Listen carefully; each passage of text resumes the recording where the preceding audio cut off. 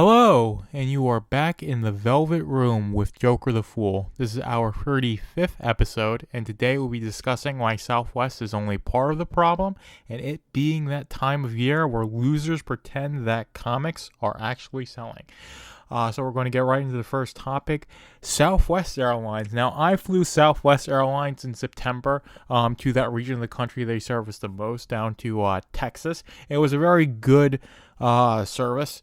Of course, flights and coach aren't very comfortable, but all the flights came on time, got me to where I needed to go.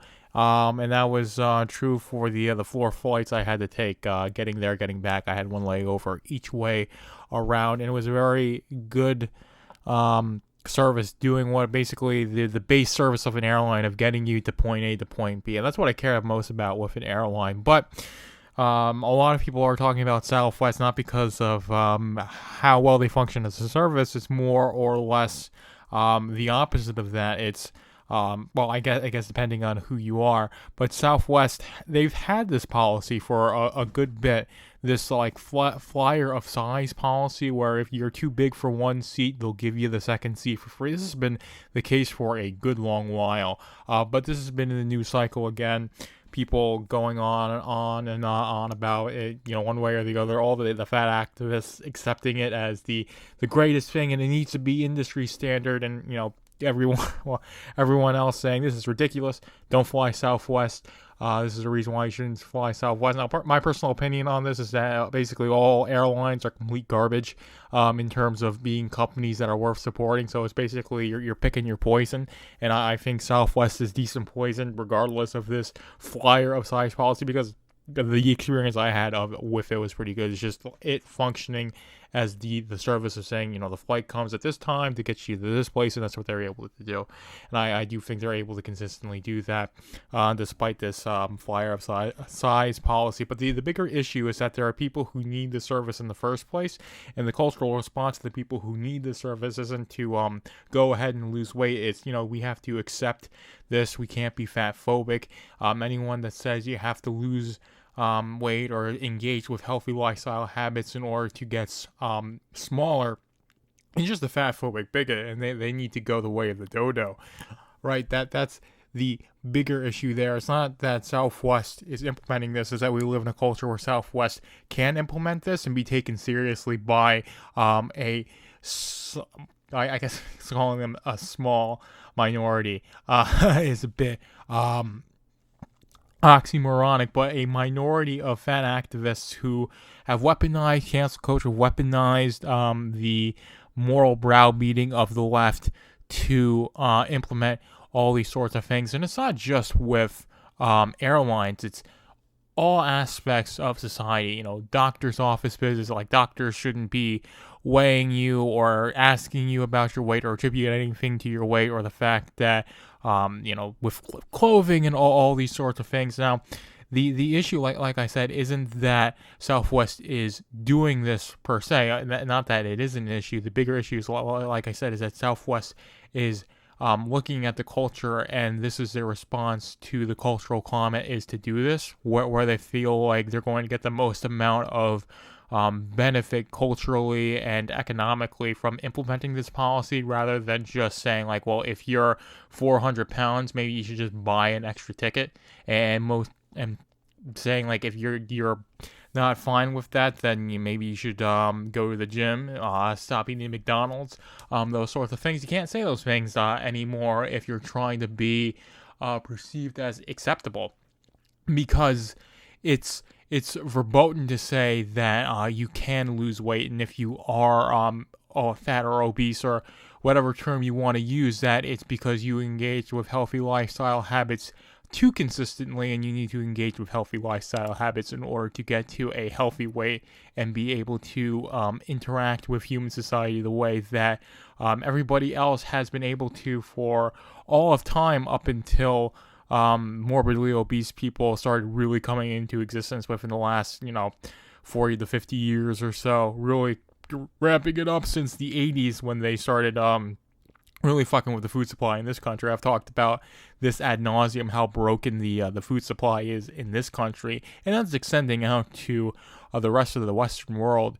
although it's not nearly as bad in European countries as it is in this country because the regulations are more strict, which is, one of the things that as an ANCAP I'm very frustrated to acknowledge, but it is true that the European Union, they've got tighter food regulations. They ban a lot of stuff that isn't banned in the American food supply and that benefits the health of the average European far more than the average American.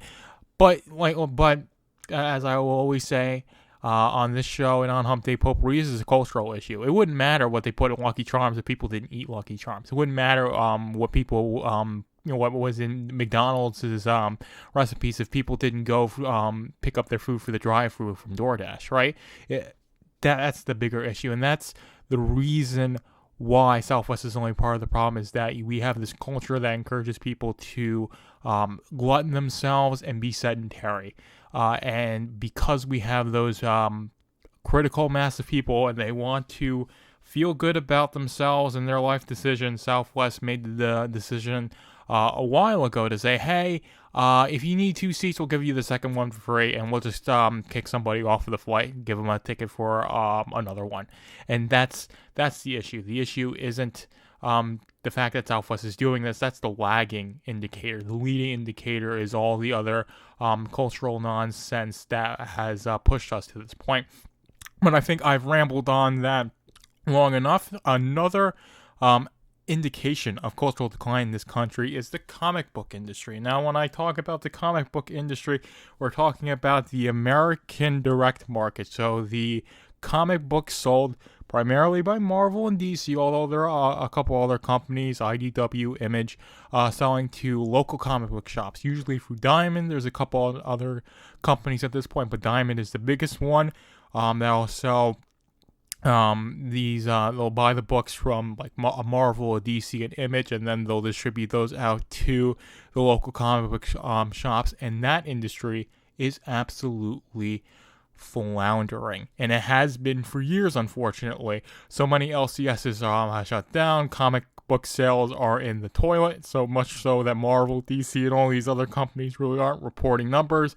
Comic-Con's numbers used to be very exact sales, and now they're just estimates, because these companies, they don't want to report the numbers because they're so piss poor. But a lot of the numbers that do get reported for comics from I forget what it's called, not NFT, whatever the numbers come. I know Comic-Con has it linked as well, but they'll funnel in manga sales and graphic novel sales as well. But manga sales is what gets lumped in with the sales from the American direct market, and those manga sales, they pad these numbers, and then when these numbers come out for manga having sold really well, because manga does sell pretty well consistently. You're talking about stuff like from Shonen Jump, your Jujutsu Kaisens and your Demon Slayers and One Piece and Dragon Ball.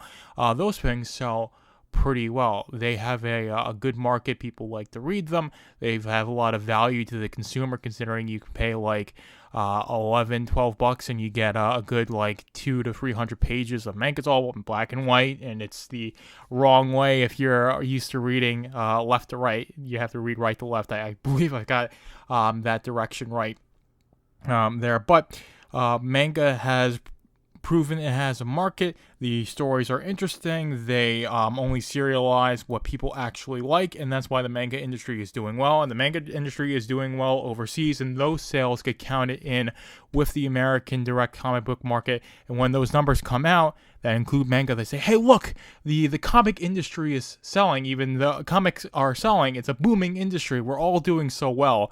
And then they're all talking about how they're busy broke. They can't afford rent with free roommates. They can't get paid on time. They can't get any work coming in, right? They're just waiting for a couple of gigs to come through, and then they'll be able to pay their bills. They have to do freaking GoFundMe's to pay their rent consistently throughout the year. But at this time of year, when these numbers come out, they all drop that act and pretend that the comic industry is doing well because they want to stick it to guys like me, guys in Comicsgate, even though I've started disillusion myself with being part of Comicsgate and all these sorts of things. The independent market, the Iron Age, you want to call it. Anyone who said, hey, the comic book industry isn't doing well because you focused more on making Iceman gay and feeling good about that rather than telling a good story about Iceman. And you can apply that to any other character. It's more about pushing politics onto people through the medium of comics rather than telling stories using the medium of comics and paying homage to these characters that have been in the American cultural fabric for decades. They are merely pawns to push an ideology. It's a very sad thing to see with the comic book industry, and it's one of the reasons why I never got into it. When I did get into comics, I got into Comicsgate, I got into I read all of Invincible.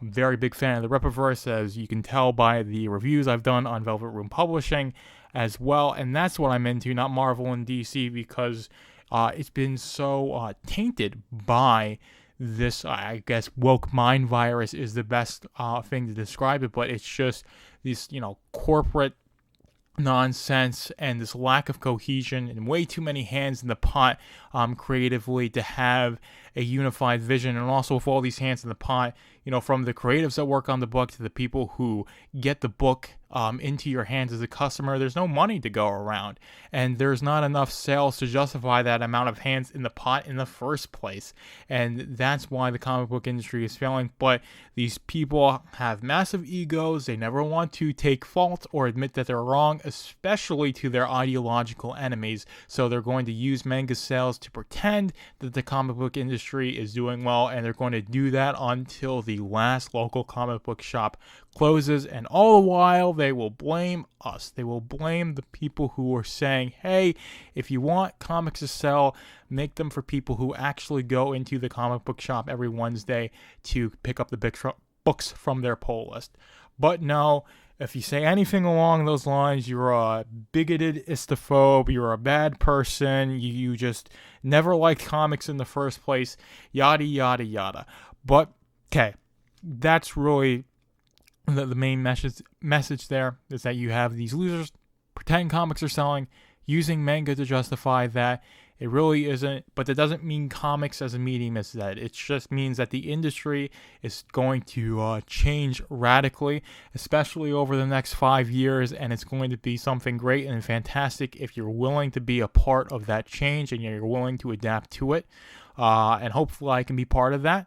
I might not be, but I'm hoping to be. But I do think there's a lot of creative talent. There's a lot of will. Internet's allowed distribution to be done by anybody to anybody, and that's a fantastic thing. So I do think that the comic industry can do quite well. We just need to get through these growing pains, and there's definitely people who are going to flounder and refuse to do it and say anyone who is doing in that work is like I said, an istophobe, a bigot, a racist, a sexist, whatever buzzword they feel like using at that particular time of the day, year, whatever unit of measurement for time you want to use. But I think I've been rambling on for far too long about this. I hope you enjoyed this episode. We'll be back with number 36 on Thursday, and we're going to the outro now.